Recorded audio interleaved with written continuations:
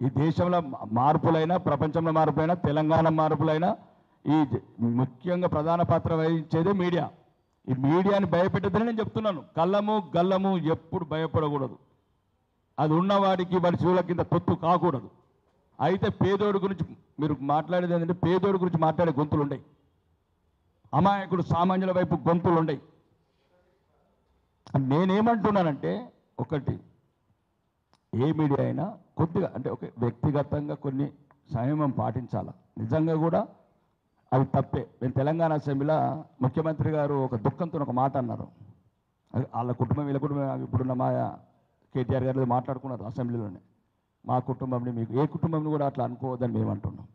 అర్ధరాత్రి 3 గంటలకు పోయి ప్రధాన ప్రతిపక్ష నాయకుని నైట్ డ్రెస్సులకి లాక్కచ్చుడు ఖలిస్తాన్ తీవ్రవాదులు గారు. వాళ్ళు చేసింది చేస్తున్నారు. వీళ్ళన్నింటిలో ఏంటంటే మీడియానే లొంగిపోతున్నారు. కొందరు లొంగిపోవట్ల అందరికి అవమానం అవుతున్నారు. అది నా బాధ. ఎందుకంటే సిన్సియర్ జర్నలిస్టులు ఉన్నారు, నిజాయితీగా ఉండే వాళ్ళు ఉన్నారు.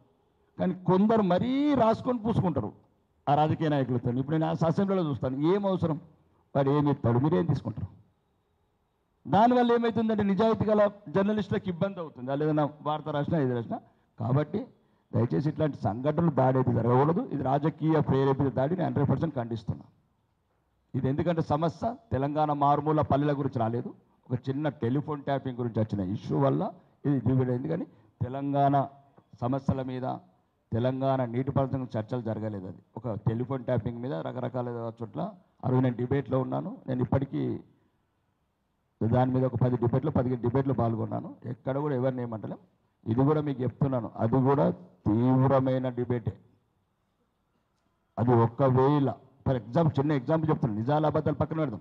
షర్మిల గారు పక్క రాష్ట్రం నాయకురాలు, ఆమె చెప్తుంది మా బాబాయ్ క్లిప్ తీసుకొచ్చి ఇచ్చిండని.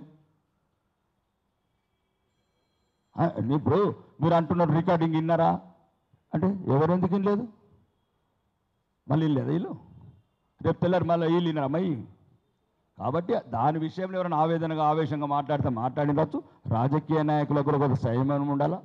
పదవి లేకపోతే చచ్చిపోము, పదవి పోయిన తర్వాత బతుకుతాము, మళ్ళీ పోరాటం చేయాలి ప్రజలు. నేను అనేది ఏంటంటే, ఇప్పుడు షర్మిల గారు అన్నారు మొన్న ప్రెస్ మీట్లో, ఇప్పుడు ఏపీ ఏమంటారు ఆంధ్రప్రదేశ్ PCC అధ్యక్షురాలు ఆమె చెప్తుంది మా బాబాయ్ అంటే 2 సార్లు ఎంపీ అయ్యిండు, టీడీ చైర్మన్ అయ్యిండు, నా వాయిస్ రికార్డింగ్ తీసుకొచ్చి క్లిప్స్ ఇచ్చారు హైదరాబాద్లో అని. ఇంకా వాట్ ఈస్ ద ఎవిడెన్స్?